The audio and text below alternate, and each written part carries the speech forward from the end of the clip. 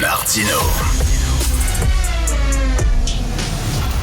Le cauchemar de tous les woke. Il y a 3 ans, jour pour jour, aujourd'hui, Samuel Paty, professeur en France, se faisait décapiter parce qu'il avait osé parler des fameuses caricatures de Mahomet, de la liberté d'expression. Alors, 3 ans plus tard, c'est un autre prof qui s'est fait égorger. On en parle avec l'excellent correspondant à Paris pour le quotidien Le Devoir, Christian Rioux. Bonjour, Christian. Bonjour, Richard. Ah, l'atmosphère à Paris doit être extrêmement lourde. Oui, c'est une atmosphère très étrange, hein, d'autant plus que c'est loin d'être nouveau. Aujourd'hui à 14 heures, il y a eu une de silence à peu près dans toutes les écoles de France et dans les universités, à la mairie de Paris, partout dans les écoles, on a parlé avec les élèves, semble-t-il, de ce qui s'était passé vendredi, à savoir l'assassinat par un jeune islamiste, ancien élève de l'école, l'assassinat de Dominique Bernard. Et comme vous le dites, qui arrive 3 ans exactement, jour pour jour, hein, c'est aujourd'hui l'anniversaire, après la décapitation de Samuel Paty. Or, après Samuel Paty, on avait dit plus jamais ça. On avait dit on va prendre des mesures. On avait dit il va se passer quelque chose. Or, on s'aperçoit les Français s'aperçoivent spontanément comme ça, sans faire de grandes analyses. Vous savez, il n'y a pas besoin de grands politologues pour nous expliquer que, dans le fond, on est exactement au même endroit où on était.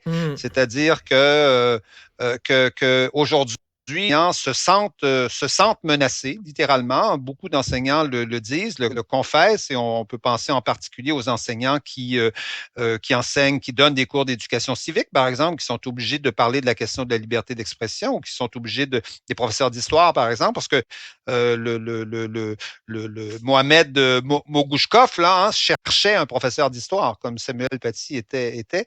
Et donc, ceux qui enseignent, par exemple, le conflit israélo-palestinien aujourd'hui se sentent très mal souvent à enseigner ça. On sait, les sondages le montrent, plus de la moitié des professeurs s'auto-censurent, hein, concernant les questions liées à la laïcité.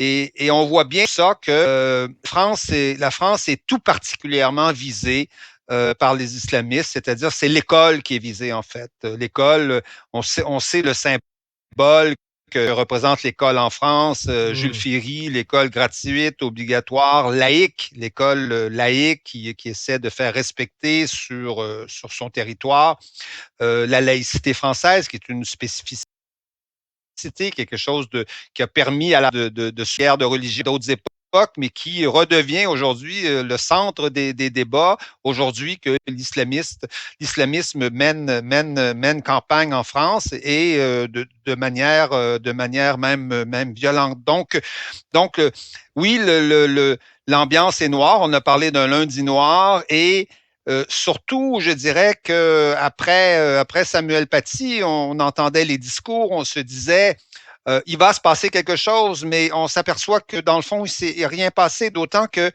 vous savez que ce jeune homme qui s'est présenté au lycée Gambetta à Arras vendredi, c'est un jeune homme sur qui on savait tout, absolument tout. C'est-à-dire, vous voyez, en 2 heures, la presse française qui est pas nécessairement la meilleure au monde, mais en 2 heures, tous les journalistes français savaient tout le pédigré de cette personne-là, connaissaient son histoire, pouvaient vous raconter qu'est-ce qui s'était passé, que sa famille devait être expulsée en 2014, qu'elle ne l'avait pas été parce que des ONG sont intervenues et puis finalement le cabinet du ministre a décidé de laisser tomber parce qu'il y avait des enfants scolarisés, que ce jeune homme n'a jamais pu être expulsé mais n'a jamais pu être accepté comme réfugié.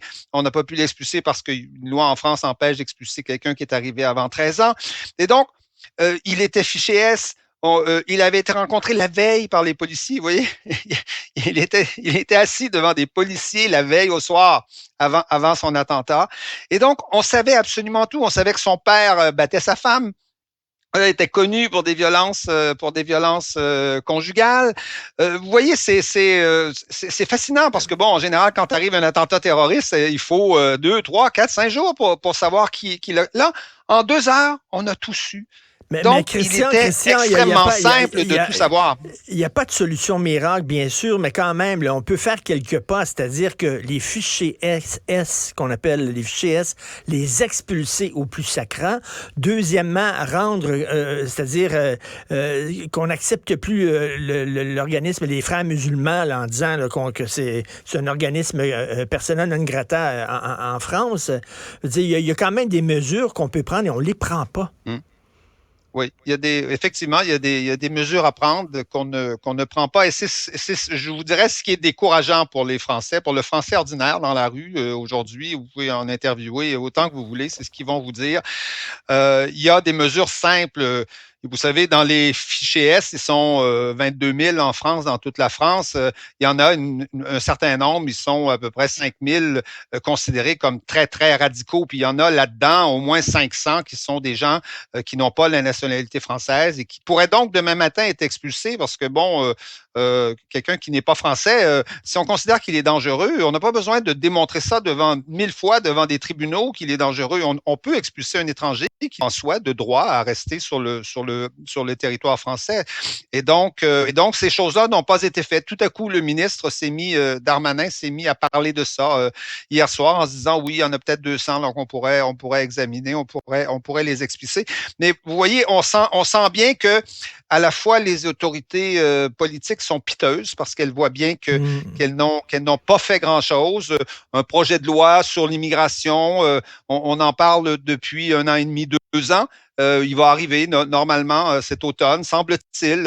On va rajouter des mesures de ça. Mais vous voyez l'espèce d'ambiance où on ne sent pas l'énergie d'un personnel politique prêt à agir et prêt à faire quelque chose. Si De Gaulle avait fait ça devant les Allemands, je ne sais pas où serait la France aujourd'hui. Vous voyez, si on est vraiment dans l'impuissance politique, presque acceptée par les personnages politiques. Or, vous savez, c'est difficile à expliquer, mais en France, ici, il y a quand même un grand consensus sur l'identification de l'islamisme comme étant le nœud du problème, comme étant la puissance à combattre et à éradiquer.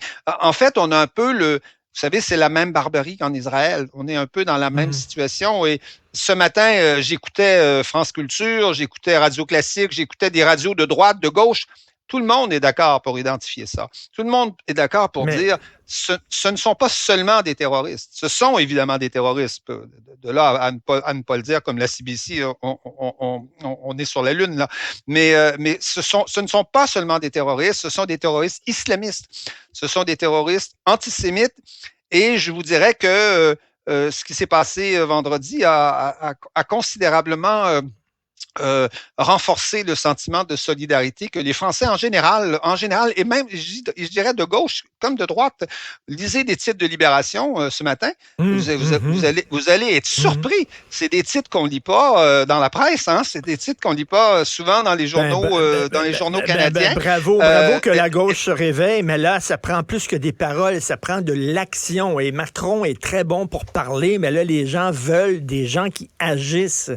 Et c'est ça qui manque un peu, là, une volonté d'agir rapidement. Oui, c'est-à-dire que ce qui est difficile dans cette affaire-là, c'est que agir, ça veut dire aller à l'encontre de tout un logiciel, vous voyez, qui s'est installé, qui s'est confirmé depuis un certain nombre d'années, et notamment tout un appareil juridique qui n'existe que pour protéger le pseudo-réfugié. Parce que bien que l'immense majorité des gens qui cognent ou qui arrivent à Lampedusa ne sont pas des réfugiés. Vous voyez, vous arrivez à Lampedusa, on n'a pas le droit de vous retenir. Mais vous êtes peut-être un trafiquant de drogue, vous êtes peut-être un terroriste qui vient commettre, comme il y en a eu à l'époque au moment du Bataclan, des terroristes sont passés par la Grèce. Vous êtes peut-être ça. Mais on n'a même pas le droit à Lampedusa de vous empêcher de bouger et de vous retenir le temps, je sais pas, un certain nombre d'heures, un certain nombre de jours, le temps de vérifier qui vous êtes. Et comme on vous n'a pas le l'avez droit. dit, À la frontière française, on n'a pas le droit de vous empêcher d'entrer. Vous voyez? Et comme vous dites, on voulait expulser ce gars-là, mais c'est le gars qui a tué l'autre, Dominique Bernard, puis finalement, il y a des ONG qui ont pris sa défense. J'espère que ces gens-là, maintenant, ont des regrets, des remords, qu'ils se regardent dans le miroir de façon piteuse. Merci beaucoup, Christian Rioux. On peut vous lire aujourd'hui dans Le Devoir là-dessus. Merci.